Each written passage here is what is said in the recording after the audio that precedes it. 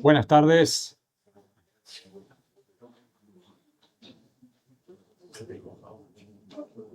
Buenas tardes, el gusto de saludarlos, de estar aquí juntos en la 48ª edición de la Feria del Libro. Así que, y este es un taller o charla distinta. Así que bueno, para el video nos vamos presentando, si te parece, Pablo. En mi caso soy Hugo Alconada, trabajo para el Diario de la Nación, pero acá me convocaron no por el sombrero tanto de periodista, sino por el sombrero de escritor de La Ciudad de las Ranas, donde una de las aristas que abordo es las primeras aventuras de la masonería en una naciente ciudad, una maravillosa ciudad, que es la ciudad de La Plata, para lo cual me apoyé y conté con el apoyo de muchos masones que me fueron orientando y aportando datos que de otro modo no hubiera podido tener. Y a mi lado, a mi derecha está, preséntese por favor. Mucho gusto. Pablo Lázaro, actual gran maestre o presidente de la Gran Logia de la Argentina de Libres y Aceptados Masones. Y una alegría estar acá, compartir el foro con Hugo Alconada Montan, prestigioso periodista y escritor. Y a su vez agradecer a todos los que hicieron posible esto, que la Gran Logia de la Argentina esté presente en la Feria del Libro, este foro de la cultura por antonomasia. Nuestra idea es dialogar un poco entre nosotros, poco tiempo, 20, 25, 30 minutos, y después abrir a las preguntas para lo que ustedes quieran plantear. A los 50 minutos nos rajan a todos, así que queda clarísimo. Así que lo único que les voy a pedir sí es que las preguntas sean concisas y sean preguntas. Luego para la interacción y las opiniones hablaremos afuera eventualmente. Bien, entonces el primer eje que yo quiero plantear acá, Pablo, es, aclaro, siendo yo un profano se dice, ¿no? Se dice. Que es cuando el que no integra la masonería. Que habitualmente los que son masones no suelen decir abiertamente que son masones y vos arrancaste diciendo que ya sos gran maestre. ¿Podés explicar por qué es esta decisión de abrir juegos más allá del turrón institucional? Bueno, nosotros tenemos una regla no escrita que viene desde los albores de la historia, de yo puedo publicar en el diario que soy masón. Lo que no debería decir es, él es masón. Porque cada uno, como respetuosos absolutos de la libertad individual de conciencia, cada uno hace con su condición la publicación o no de eso. Y viene justamente porque la masonería en algún momento de su historia fue perseguida. Particularmente en muchos momentos de la historia los masones se jugaron la vida. Recordemos que comienza en la Edad Media en contra de los regímenes teocráticos y monárquicos, pero mucho más acá en el tiempo existieron no solo las logias conocidas como la Logia Lautaro o la Jamonería de Vieites, que trabajaron en pos de la liberación de América, sino mucho más acá en el tiempo existieron organizaciones como la Legión del Caribe, que eran grupos de grandes logias que trabajaron en la década del 70 en contra de las dictaduras latinoamericanas. Entonces hubo muchos masones que se jugaron la vida, muchos perdieron la vida, perdieron familia, amigos, en la época del franquismo influyó mucho en eso, Franco persiguió expresamente a la masonería. Entonces quedó esta costumbre de, bueno, cada uno es dueño de sus actos y que en nuestro caso, siendo masones ya iniciados en democracia y que entendemos la lógica de aquel que la pasó mal, nosotros entendemos que no tenemos nada que esconder, sino al contrario, mucho que contar y decir sobre qué es la masonería. Es que en esa línea, una curiosidad es que mientras que desarrollaban la investigación para escribir La Ciudad de las Ranas, lo que era notable era que en los diarios de la época se anunciaban las tenidas, se dice así, ¿no? Tenidas, Exacto. tanto si fueran tenidas blancas como tenidas, si no, ¿cómo se dice? Ritual o nuestra. Ahí está, las tenidas blancas son las que son abiertas al público. Abiertas al público. Pues algo fui aprendiendo. Muy bien, muy bien. Pero que lo que es notable es eso, es que se anunciaba, así como la señorita tal se casa con el joven tanto o fue bautizado tal niño en tal parroquia, se anunciaba en tal fecha, la logia tal celebrará una tenida en su templo de, o sea, informaban fecha, hora, lugar, con lo cual si ibas ahí y te ponías enfrente de la vereda, sabías quién entraba. Absolutamente, y de hecho la masonería formó parte de la construcción de nuestra nación. Uno puede recorrer los distintos pueblos de las distintas ciudades, pueblos de nuestro país, y en las plazas de armas, por ejemplo, Santa Fe, en su plaza principal, tiene el cuartel de bomberos, la municipalidad, la policía, la logia masónica, la iglesia, etc. Es decir, la masonería desde sus albores formó parte de las fuerzas vivas de la institución. Y era pública el protocolo sobre, así como invitaban al jefe de policía a los actos, también invitaban al presidente o venerable maestro de una logia. Nosotros decimos que hay una década bisagra en Argentina, que es la década del 30, donde comienzan las distintas dictaduras en nuestro país, y particularmente ingresa la corriente más conservadora o digamos, más reaccionaria, sería tal cual la palabra, que es refractaria a la masonería. La masonería es una institución que podemos definirla como una federación de librepensadores, es decir, el que permanentemente se pregunta por qué, incluso de sus convicciones más íntimas, y no es compatible con ningún tipo de dictadura, sea esta de izquierda o de derecha, mucho menos cuando es reaccionaria, ¿no es cierto? De todos modos, te freno ahí. Sí. Tampoco era un paseo en el parque todo el tiempo, en todo momento. O sea, vos mencionaste a partir de la década del 30, pero déjame dar un ejemplo. En La Plata, bueno, lo que vamos a hacer es jugar un poco con lo que yo fui aprendiendo de la ciudad de La Plata y el jugar con la pata nacional, ¿sí? Y la mirada más amplia, más panorámica. En la ciudad de La Plata les cuento que las dos primeras logias fueron la Luz y Verdad y La Plata 80. Hoy tenemos representantes acá de... Ah, muy bien. Bueno. Ahora bien, lo que terminó ocurriendo es en un determinado momento, una de las logias estaban, algunos de acá de La Plata, sí, bueno, hay varios acá, en 46, 2 y 3. Y empiezan a tener sostenidas y demás, y les quemaron el templo. Algo que en los registros de la época se habla de fanáticos instruidos, que recordemos, estamos hablando de un momento en el cual la ley 1420, que establece la educación laica, obligatoria, gratuita para todos los pibes, es en ese momento impulsada en 1884, en un contexto que en la Argentina el 82% era analfabeto. Con lo cual, si estamos hablando de fanáticos instruidos, estamos hablando que estás hablando no de los jornaleros, no de los inmigrantes. Los que fueron con antorchas a quemar son el otro 18%, que la pregunta era quién pudo haber sido. O sea que ya venía picante en aquella época. Siempre, digamos, existen, digamos, para salir quizás de ese contexto, recientemente de la pandemia, si bien estamos en democracia, si bien estamos con el sistema republicano vigente y hoy es pública la condición de la masonería como asociación civil que tiene sus impuestos, sus empleados, su balance, en plena pandemia tuvimos una manifestación en Plaza de Mayo que desprendió una columna hacia nuestra sede central quejándose de que nosotros habíamos generado la pandemia y después creamos la vacuna para justamente hacer una especie de control mundial. Y eso de gente que se la ve instruida. Había rápidamente en un paneo, había una persona que estaba estudiando medicina, otro que estaba estudiando abogacía. Es decir, el fanatismo no reconoce una era específica o una época.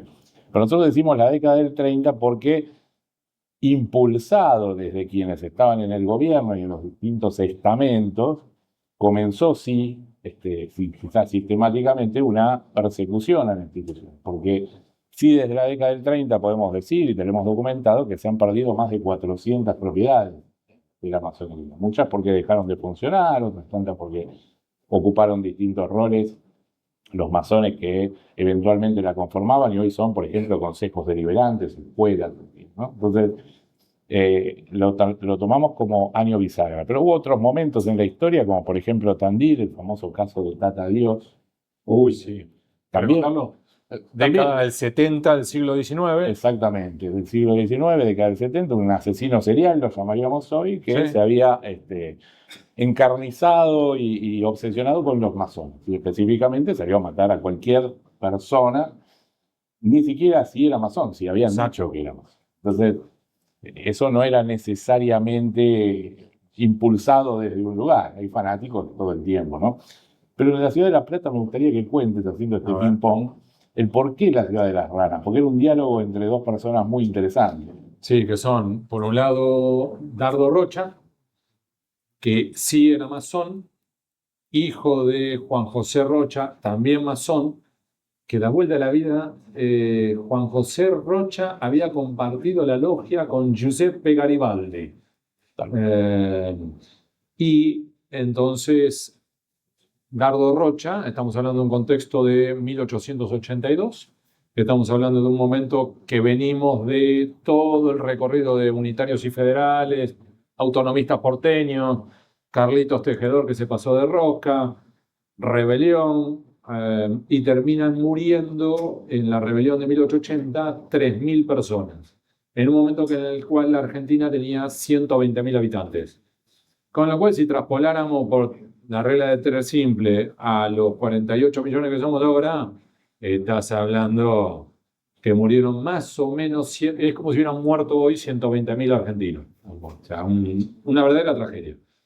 Pero a su vez, la derrota de los porteños lleva a que quedaran muy debilitados, federalizan la ciudad de Buenos Aires y en definitiva lo que terminó ocurriendo es la nación tiene capital, pero la provincia sí queda sin cabecera. Hay que designar una nueva ciudad. Y allí entonces es donde queda, por un lado, el desafío, por otro lado, la oportunidad para Dardo Rocha. El desafío es, ¿qué hacemos? ¿Hay que levantar una nueva ciudad o elegimos una ciudad ya fundada y la elegimos capital? Entonces, por ejemplo, estuvieron evaluando nombrar a San Nicolás de los Arroyos, por ejemplo.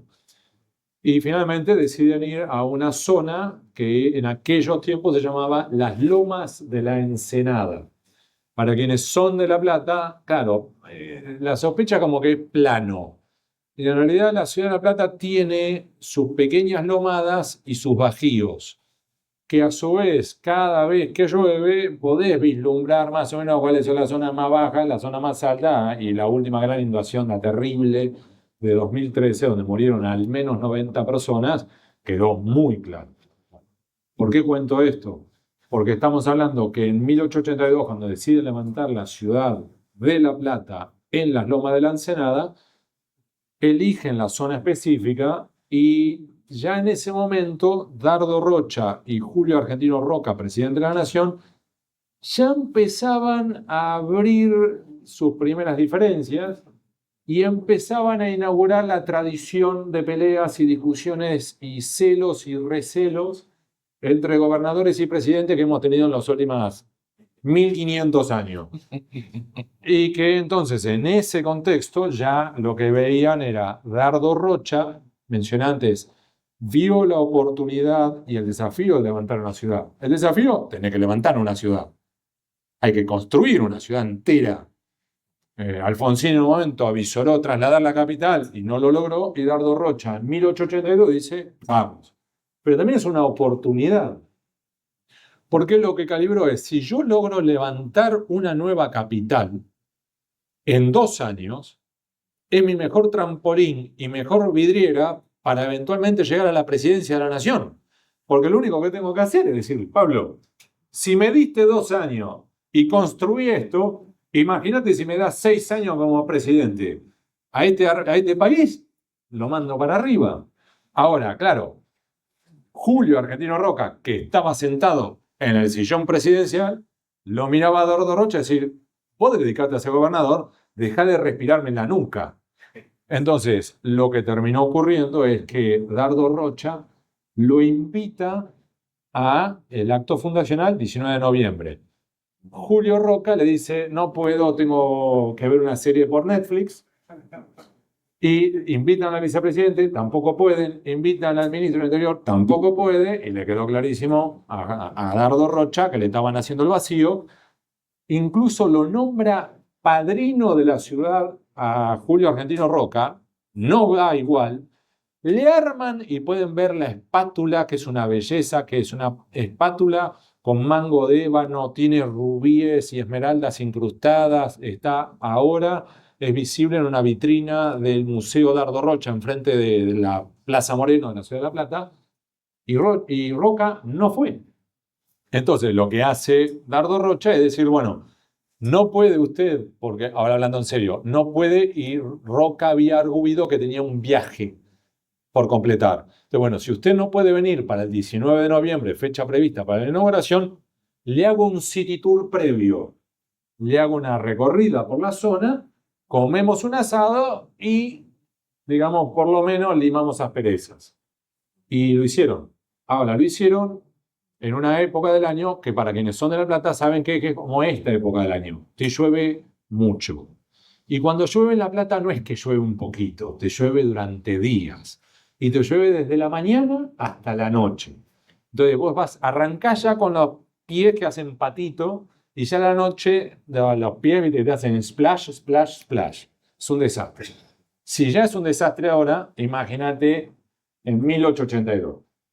Cuenta la tradición que La Plata en realidad estaba encastrada, digamos, los agrimensores la habían diseñado en un determinado punto, donde lo que ahora es la Plaza Moreno no era la Plaza Moreno. La actual Plaza Moreno estaba, como si fuera, 1 kilómetro corrido a los que son de La Plata, es donde ahora es la Plaza Belgrano. E insisto, para los que son de La Plata, la Plaza Belgrano, que es la zona de 13, 39, 40, 12, 40, digamos, simplemente para los que no son de La Plata, para que vislumbren. Cuando fue la gran inundación de 2013, en 12:39 hubo 2 metros de agua. Ahora, imaginen en 1882, si hubo lluvias y no había drenaje, imaginen lo que podía hacer eso. Y cierro con esto. Cuenta la tradición, Pablo, que cuando están recorriendo la zona y Dardo Rocha le dice, bueno, y acá se levantará la plaza mayor de la nueva ciudad, que cuando hizo el gesto así, se levantaron patos y gallaretas, y si buscan en los archivos, ponen Dardo Rocha, patos, gallaretas, y encontrarán esta anécdota, que se levantaron los patos y gallaretas, y Guerroca lo mira y dice, esto más que una ciudad para personas, va a ser la ciudad de las ranas. Y a partir de ahí empezó a esmerilarlo en una larga tradición de peleas entre nación y provincia que continúa hasta nuestros días. Continúa hasta nuestros días. O sea, el diseño de la ciudad de La Plata, que bueno, es públicamente conocida, su diseño, digamos, similar a lo que es una logia masónica vista desde arriba, fue reconocida el año pasado por la Municipalidad de La Plata como ciudad masónica, jurídica y legalmente fue reconocida como ciudad masónica. Y también cuenta la leyenda, porque esto no está documentado, pero sí uno va tomando de distintas actas, por qué se construyó tan rápido o se diseñó tan rápido esta ciudad, porque ya estaba diseñada. A ver, Se había presentado para un concurso en otra ciudad europea. Entonces ese modelo fue tomado por Pedro Benoit, Dardo Rocha y otros tantos, y se adaptó al terreno. Por eso en esta carrera de 2 años, rápidamente dieron por ganador este concurso. es que el plano oficial de La Plata, siempre tuvo la discusión si fue de Pedro Benoit, solo de Pedro Benoit, si también participó Juan Manuel Burgos, y los invito también a buscarlo. Hay un libro de Julio Verne, que es rarísimo, que son, creo que se llama Las 500 millas de Baigún, ¿no? Sí, pero no. Y cuando uno lee Verne lo que hace allí, Verne recuerdan el de 2000 leguas de viaje submarino, el viaje al centro de la Tierra y tantos otros, escribe un libro en el cual habla como de una ciudad ideal. Y cuando lees el libro y ves el plano de la ciudad de La Plata, o decir, ¿qué pasó acá? Tal cual. Entonces, aclaro algo. Hay 2 versiones. Esto es posta, ¿eh? Una versión es que Julio Verne vino al Río de la Plata unos años antes. Yo no encontré registros históricos para que ustedes tienen ahí adentro en Calle Cangallo. No sé si la tienen o no, pero digamos, hay una leyenda que no sé si es cierta o no, que Verne vino a la Argentina y que interactuó con hermanos masones y que le hablaron algo así. Esta es una versión. Hay otra versión que dice que Pedro Benoit, en un momento que es hijo de francés, que además va a la Exposición Universal de París, donde La Plata gana una medalla de oro a su mejor diseño, y cuenta la versión que allá conoció a Verne y que también cruzaron figuritas. ¿Sabéis algo de eso? La verdad no, pero sí esto que comentaba, ¿no? Que había sido ideada incluso sin saber que iba a ser para la ciudad de La Plata. esto de no solo las diagonales, sino el lugar que ocupan en el trazado original cada una de las plazas. Y vamos a eso, Pablo. Porque yo no sé cuántos aquí son como yo profanos y cuántos son hermanos. Así que no levanten las manos porque en teoría hay que ser discretos, por lo que me dijeron. Así que. Pero si esto fuera el plano de la Ciudad de La Plata, para simplificarlo, está para los que no son de La Plata, son muchas diagonales, pero las centrales son dos, la diagonal 73 y la diagonal 74. Forman una suerte de X, ¿sí? Esa X, en el caso de la diagonal 74, funciona como la columna vertebral, que a su vez la diagonal 74 nace en el Río de la Plata. O sea, si uno pudiera seguir con una 4x4, le das derecho por la diagonal 74, no paras en Cordón, nada, terminaste metido adentro del Río de la Plata, ¿sí? Que a su vez dice la tradición, y está sobre el eje este-oeste. Con lo cual, la diagonal 74 arranca en el agua, que para la masonería es vida, y a este, que es el amanecer. Sí. Y además, aclaro esto, si ustedes ponen marcha atrás en la camioneta y van para el otro lado, la diagonal 74 te deposita en el cementerio. Y que es oeste, tierra y signo de atardecer y toda esta historia, ¿no? Exactamente, de hecho, todo templo masónico, simbólicamente en muchos casos, pero bueno, en la parte operativa, cuando se puede, como en el diseño de una ciudad, está, como decimos nosotros, orientado. Entonces entendemos que del oriente, el sol simbólicamente representa la sabiduría, la iluminación, y cuanto más se aleja uno, es decir, del oeste, está la tempestad, la barbarie, el cementerio, digamos, justamente se emparenta con la ignorancia, lo más alejado de la luz posible. Entonces, uno ingresa a un templo masónico y puede ver en el techo la luz cercana a Oriente, que es donde se sientan los hermanos más antiguos, los que presidieron la logia, los que tienen la sabiduría. Cuanto más se acerca uno al ingreso, es decir, a la vida profana, como decías recién, vas a ver que está la luna, la oscuridad, la noche. Entonces sí, eso es Es como el recorrido de la iluminación. Exactamente, uno ingresa desde la oscuridad, desde la ignorancia, desde, digamos, algunas virtudes que viene a buscar a la masonería y termina en ese camino de ilustración. Por eso nosotros decimos que somos eternos buscadores de la verdad, no lo vamos a encontrar nunca, tratamos de acercarnos a la luz. Y esto se ve volcado en este reflejo, en este plano, que tiene que ver con los lugares, como decíamos hace un rato, no solo de las diagonales y el simbolismo de la orientación, sino cada una de las plazas ocupa un lugar de privilegio, ¿no? Donde nosotros tenemos el ara de los juramentos, que es el lugar donde prestamos juramentos, de ser masones, de respetar la ley de la nación en la que vivimos, entre otras cosas, ocupa el lugar de la plaza central. Y a partir de allí, cada uno de los oficiales que presiden una logia y que tienen una misión, una función, ocupan otra plaza por demás destacada. Esto mirando el trazado original, hoy por supuesto tiene muchas modificaciones. Pero no es el único lugar en el mundo, digamos, ni en Argentina tampoco. ¿Cómo es eso? Argentina tiene otras ciudades de influencia masónica. Por ejemplo, Necochea, provincia de Buenos Aires, tiene su acta fundacional, que puede ver uno en el Parque Lillo o en la municipalidad, con el encabezado diciendo a la gloria del gran arquitecto del universo. Gado, exactamente, que es como los masones comenzamos nuestros trabajos. Entonces, un hilo conductor entre estas dos ciudades, o Washington, que también tiene una inspiración masónica, Washington DC en Estados Unidos, es que uno podría pensar, no siendo masón, los masones diseñan ciudades, pero no es la masonería o los masones como entelequia. Algunos masones, y como los masones comunicamos a través del símbolo, dejamos expresado conocimiento, sabiduría, embebido en forma de símbolos para los tiempos. Pero en que no hay una conspiración, ¿no?, contestando lo anterior, donde la masonería como una entelequia tuvo un plan para poner el ojo que todo lo ve en el dólar, diseñar la ciudad de La Plata o la ciudad de Necochea. Los masones comunicamos a través del símbolo, y lo fantástico del símbolo es que es libre pensamiento. Para vos va a ser una cosa, para mí otra. Si le preguntamos a Jorge acá qué interpreta de estos mismos símbolos, seguramente tendrá una idea diferente, y en varios años seguramente le interpretaremos de otra manera. Lo que es interesante en ese sentido es, vos mencionaste antes que en el plano de la ciudad de La Plata, cada plaza representa una posición, ¿se dice? Claro, una posición, un oficial. Ahí está. Pero también aparece la escuadra y el compás. dos de los íconos de la masonería.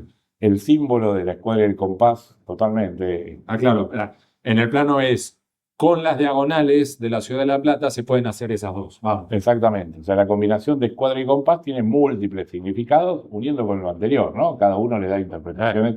Para algunos es la unión de lo material y lo espiritual, para otros hombre y mujer, para otros lo material y lo espiritual, como decíamos, pero orientado a temas quizás más religiosos versus la vida cotidiana. Es decir, la interpretación es individual, pero efectivamente esto formó parte del diseño original. O sea, las escuadras y compases, más allá de que se habla de las diagonales como una revolución sanitaria, ¿no? Digamos, para evacuar rápidamente a los enfermos, pero también para ingresar aire del río, en este caso, que bueno, ahuyentaba o mejor dicho, dispersaba distintas, lo que hoy llamaríamos virus y bacterias, y se hablaba directamente de enfermedades, pero tenía su simbolismo respecto de formación de escuadras y compases, que básicamente podemos sintetizarlo en que lo que a simple vista pareciera antagónico, para el masón es complementario. Por eso se lo simboliza entrelazado. O sea que mencionas eso y eso es uno de los aspectos más salientes y positivos del plano de la ciudad. Porque uno puede decir, bueno, sí, estás hablando de un plano, estás hablando de dibujitos en un papel. Y nosotros lo vivimos los platenses durante la última pandemia. Nos beneficiamos de eso. ¿Por qué? A ver, recordemos, cuando se levanta la ciudad de La Plata, estamos hablando de 1882, que es apenas 10 años después, poquito más de 10 años, de la gran epidemia de fiebre amarilla que devastó la ciudad de Buenos Aires y que generó un impacto cultural, social, político, urbanístico, por supuesto, porque estamos hablando de un periodo en el cual en la ciudad de Buenos Aires literalmente a los muertos enterrar entre comillas, se hacía un pocito y ahí abajo, y poco más. Cuando deciden levantar la ciudad de La Plata para diseñarla y todo eso, y sobre todo para ejecutar las obras, los registros históricos muestran que al menos 29 de los 36 profesionales que lideraban el departamento de ingenieros eran masones.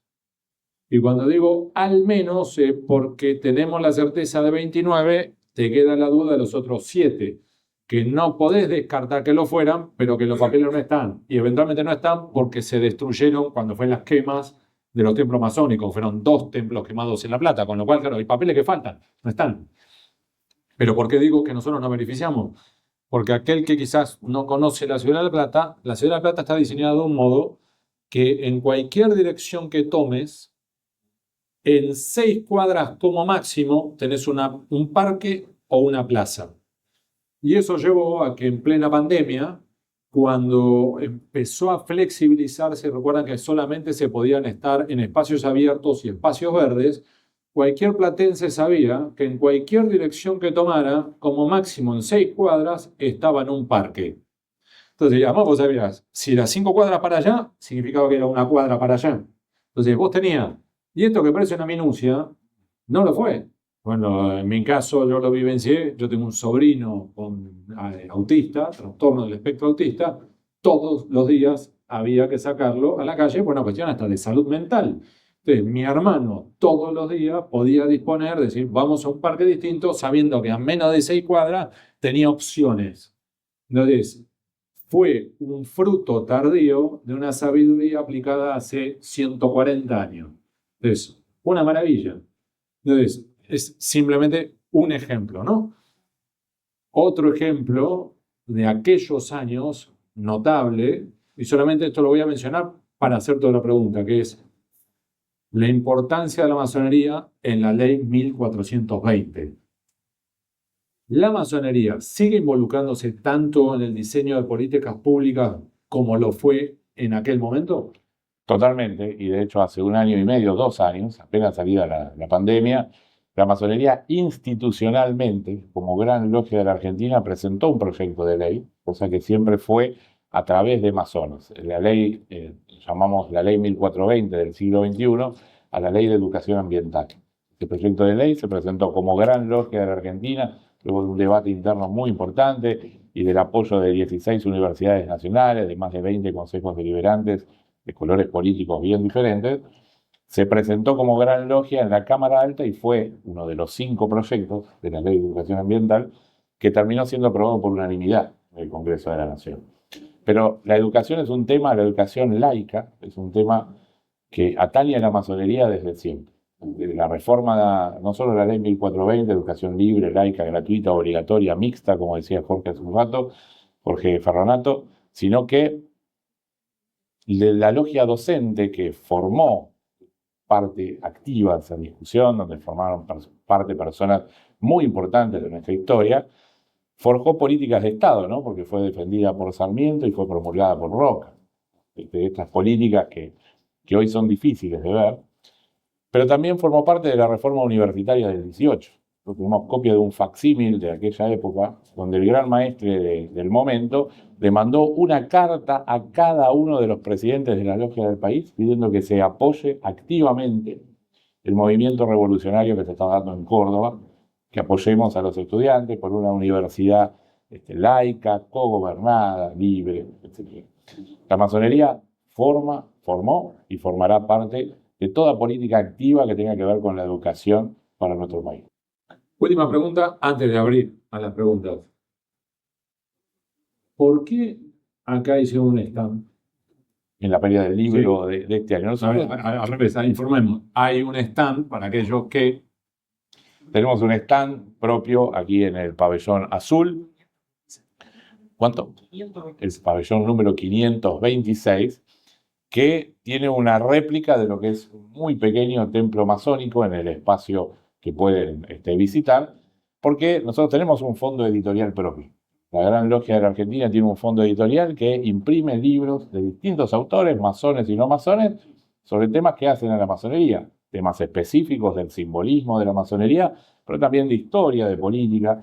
Por supuesto, lo ponemos a disposición en un solo lugar en esta oportunidad, en esta gran fiesta de la cultura como es la Feria del Libro, ¿no? Pero sí aprovecho la oportunidad para recalcar, sobre todo a masones, aquellos que estén interesados en la política, en la cultura, en la historia y en la masonería, que si aún no lo hicieron, lean el libro La ciudad de las ranas, porque en clave literaria, en clave novelesca, cuenta información muy bien documentada, muy fácil de verificar, y que cuenta anécdotas y perlas de la historia, como nos contaba Hugo recién. Así que muchas gracias también, Hugo. Un placer. Y ahora, si les parece, abrimos a las preguntas. Acá hay un micrófono disponible, así que allá tenemos a alguien que va a levantar la mano y lo que les pido es ser concisos para poder tener más preguntas. Vamos. Gracias, Hugo. Gracias, Pablo. Bueno, hay una anécdota que Albert Einstein estuvo en La Plata, más contemporáneo que Julio Verne, por supuesto, ¿no? Pero también, yéndonos y volviendo al tema que vos planteabas, hay un jugador del cual vos todavía no nombraste en esa disputa, ¿no? Idas y venidas de la Fundación de La Plata, que es justamente Sarmiento, el hermano masón, que decía que La Plata estaba muy cerca de Buenos Aires para ser capital de la provincia. Si tenés información, ¿nos puedes ampliar un poquito? Sí. Sarmiento es un personaje maravilloso, peleador, se peleaba con la mitad y con la otra mitad se ponía enfrente para volverse a pelear. Y mostró una evolución notable con respecto a La Plata, porque empezó criticando, oponiéndose, como bien decías, planteando que estaba demasiado cerca de Buenos Aires y que con los avances de la tecnología y de la infraestructura iba a estar demasiado cerca. Recordemos algo, ¿no? Como contexto. Cuando deciden levantar La Plata, en donde está La Plata, desde Buenos Aires hasta esos terrenos se tardaban 4 horas. Así que no era tan cerca en ese momento. Ya cuando están construyéndolo y terminan de tender las vías ferroviarias, pasó a ser 1 hora 30. Y cuando completaron todo el tendido, pasó a ser 1 hora 5. Con lo cual estamos en los mismos tiempos, si vas en tren, que en 1883-84. Por ahí nos dice algo de los problemas que hemos tenido en los últimos 140 años, ¿no? Pero bueno, pero lo que planteaba en ese momento Sarmiento era decir, a ver, el riesgo que tenemos, también lo planteaba Fleitas Ortiz de Rosas, Ortiz de Rosas, que planteaba decir, el árbol de la ciudad de Buenos Aires va a ser tan frondoso, la sombra, que le va a impedir crecer al retoño de La Plata, ¿sí?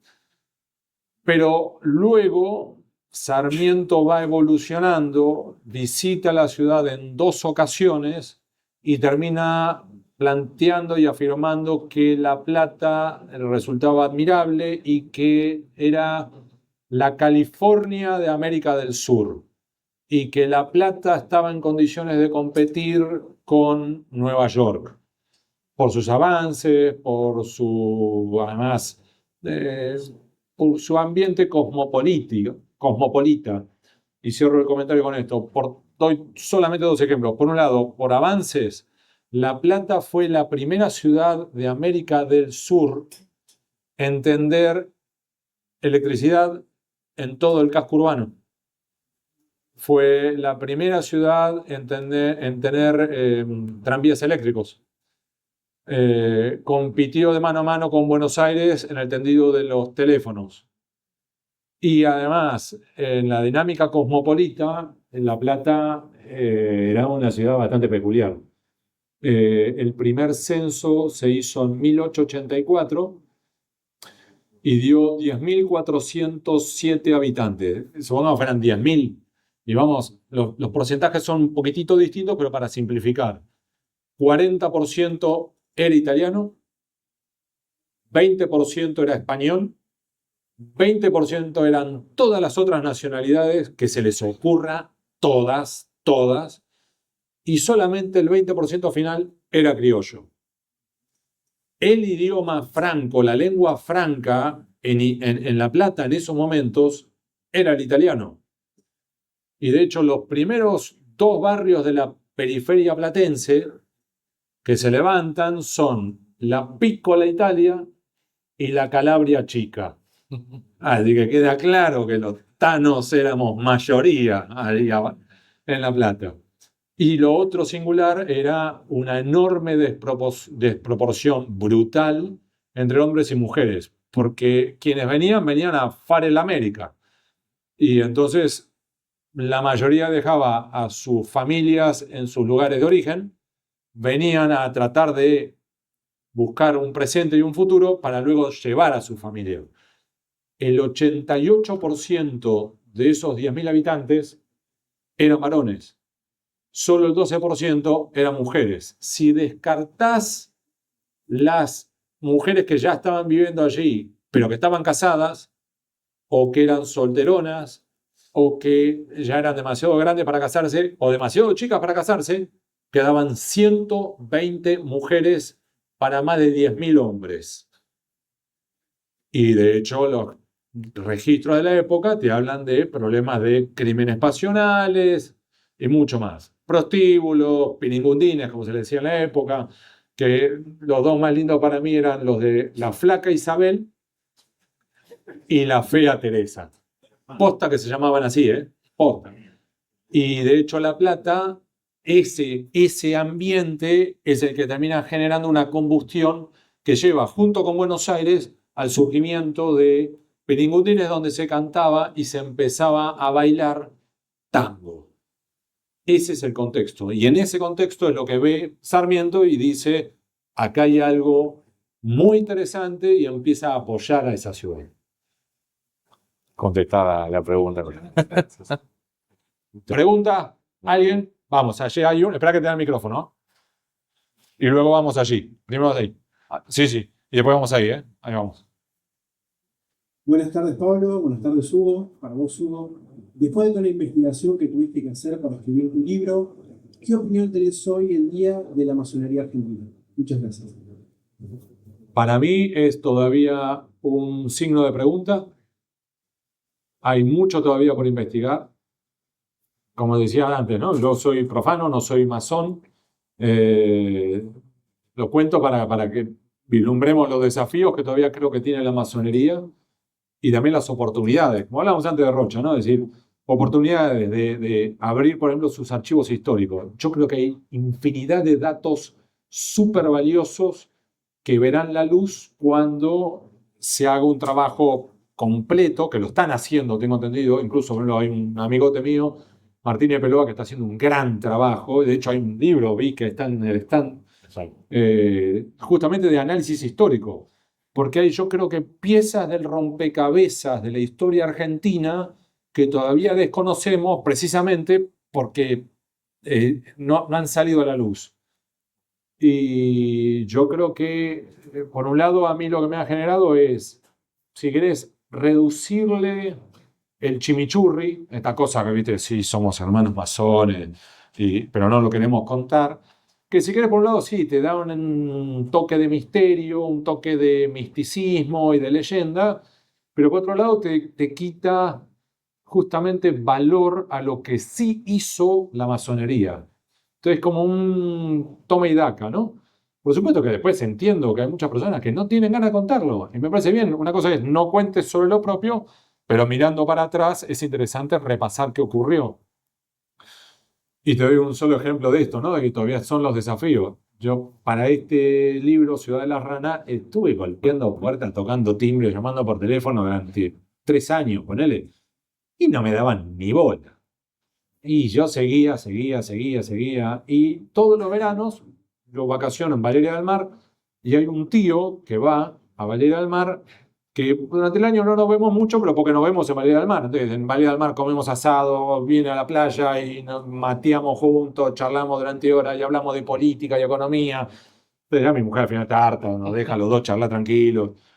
Y yo le decía, no, estoy con esta novela, estoy escribiendo, que esto, que lo otro, no sé qué, pero no sé que los masones no logro que me abran. Ah, bueno, pero seguí intentando.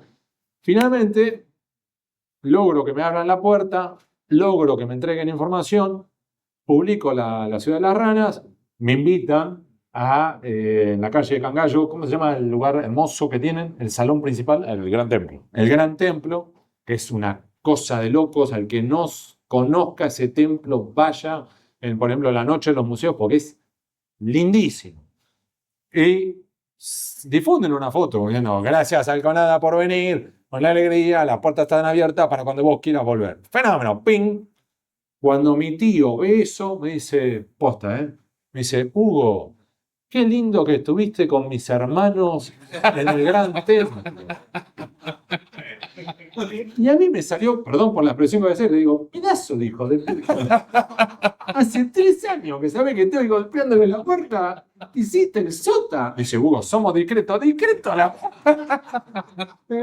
posta, mis primos no saben que mi tío lo es. Y mi tío me pidió, no abra la boca. Con lo cual yo creo que el día que se muera, yo tengo que agarrar a mis primos y digo, venga muchachos, hay algo que les tengo que contar, porque van a venir algunos, porque me contaron, aparecen ustedes, camisa blanca, corbata negra, traje negro, y aparecen a pedir un pequeño espacio para tener una última despedida del hermano. Les voy a tener que avisar yo, que el tío... Esas cosas, ¿no? Pasan que todavía dificultan. Perdón, vamos con la siguiente pregunta. Pasar el micrófono. Gracias. Hugo, muy interesante la charla. He tomado nota de un aspecto de Sarmiento. Yo soy un admirador de Sarmiento y no conocía que era su misión geopolítica. Pero les cuento que yo soy de Dolores, provincia de Buenos Aires, que era una de las ciudades que estuvo en disputa en aquel momento para ser la capital de la provincia, igual que otros por ahí lo ponían Tandil, Mercedes. Exactamente. Y porque se decía justamente lo que decía Sarmiento, es decir, que estaba tan cerca la ciudad a fundarse de La Plata, que iba a ser un poco absorbida, o iba a ser el dormitorio de Buenos Aires o viceversa. Antes de ir a tu pregunta, muy breve comentario. De hecho, el propio Rocha, ya retirado de la política, ya muy grande, él compra un par de terrenos, uno se lo dona y el otro lo compra, en Mar del Plata, construye el Doña Paula o Santa Paula, Santa Paula, creo que se llama, que es la mansión que todavía está en honor a su mujer en Mar del Plata, y él llega a decir, ya mirando para atrás, decir, si volviera a hacerlo, elegiría Mar del Plata como capital de la provincia de Buenos Aires en vez de La Plata, por la cercanía de La Plata, y por además Mar del Plata, el puerto, el clima, que esto, que lo otro. De hecho, ¿cómo se llama el diario de Mar del Plata? La Capital, porque todavía hoy tienen ganas de... Sí. Perdón, vamos a la pregunta. Perfecta la aclaración y qué lindo ida y vuelta. No, y lo que quería preguntarles en general es si justamente, bueno, en Estados Unidos, Filadelfia, por ejemplo, es una de las ciudades, yo creo que más masónicas, igual o más que Washington, ¿no es cierto? Simplemente eso. Sí, a ver, en mi caso, si quieres Por favor. breve, yo fui corresponsal ante la Casa Blanca y tuve que recorrer mucho en Estados Unidos, y una vez en Filadelfia hay un tour que se hace, que es un tour nocturno, que se hace por la zona histórica de Filadelfia, y yo no sé si fue ese guía turístico en particular o si es de todos los tours, pero él combinó, digamos, todo el bagaje histórico, combinándolo con algunos aspectos de la masonería. Y era impresionante. En Filadelfia era taca, taca, taca, taca, taca, todo el tiempo. Sí. En Filadelfia lo consideran tal cual, una de las ciudades masónicas, pero hay cuadros incluso siguiendo la línea de la Washington DC, donde Washington, en su momento, poniendo la piedra fundamental, la piedra basal de la construcción de la ciudad, que es una ceremonia masónica, uniendo con la historia que nos contaba Hugo antes de la ceremonia donde se inaugura o se da comienzo a la construcción. Hace poco, creo que fue el año pasado, Nicolás, hubo un intento de abrir esa piedra, porque en esa piedra se colocaron medallas de logias, fueron de visita, no solo de La Plata, sino de distintas partes de la Argentina, y entiendo que no se pudo. Hay un problema, sí, un tema de seguridad, que no se pudo sacar esa piedra. Pero es una ceremonia masónica, Washington, Filadelfia no son la excepción, donde se colocan una especie de cápsula de tiempo, ¿no? No solo medallas, sino deseos para el futuro. Y estábamos deseosos de ver, en el año en que se declaró La Plata como ciudad masónica, qué legado escrito nos habían dejado nuestros hermanos de la construcción. Hacemos una última pregunta, Dale, ¿no? sí, Porque sí, nos está vamos, echando acá. Bueno, buenas tardes. Es una pregunta que quiero que la compartan la respuesta.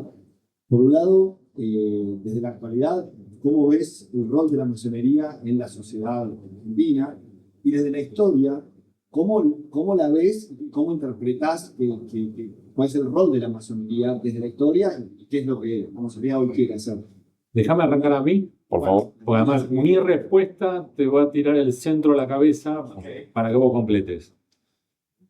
A ver, la masonería, insisto con esto, no soy masón, y al mismo tiempo creo que la masonería fue clave para entender la Argentina de hoy y el mundo de hoy. En el sentido de igualdad, fraternidad, sí, todo lo que es libertad, por supuesto, sí, pero más allá de eso, por otro lado, que es esta idea de separación iglesia-estado. Entonces, una dinámica, claro, que hoy para nosotros es obvio. Es decir, sí, la educación es pública. Porque, a ver, hoy parece Navidad, pero en aquellos tiempos era decir, mirá, la educación, si no estás bautizado, educalo en tu casa.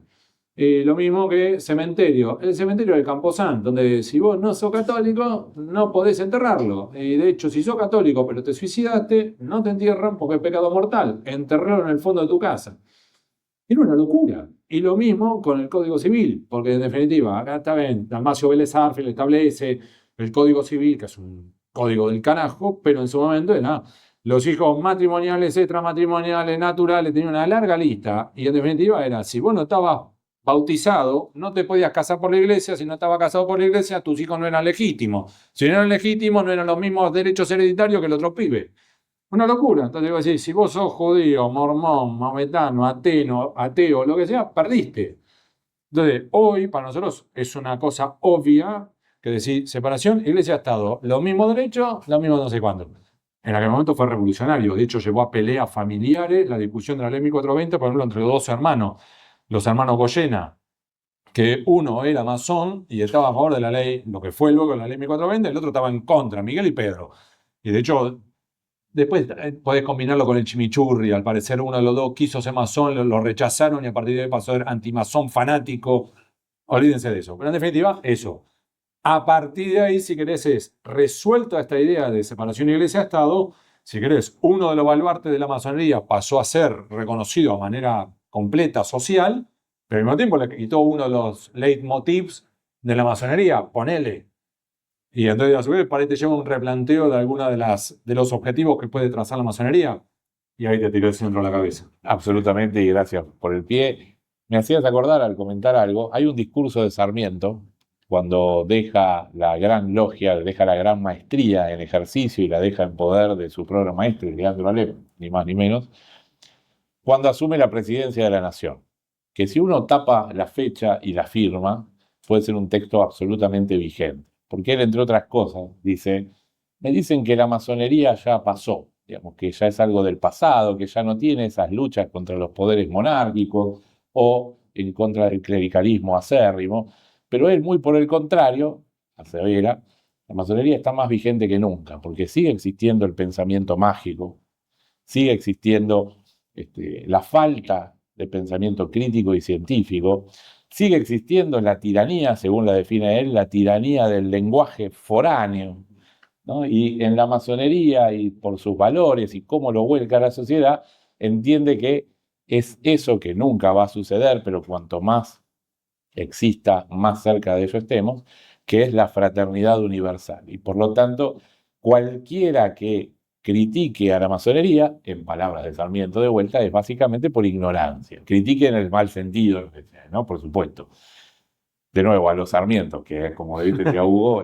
Tiranía. Exactamente.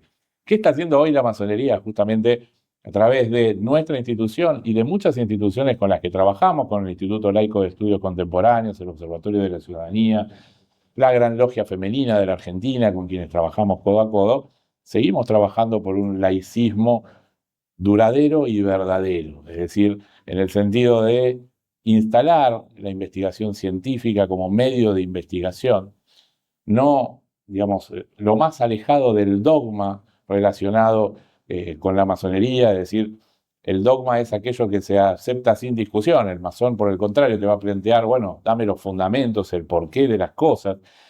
Nosotros seguimos trabajando no solo en proyectos de ley, sino en proyectos concretos.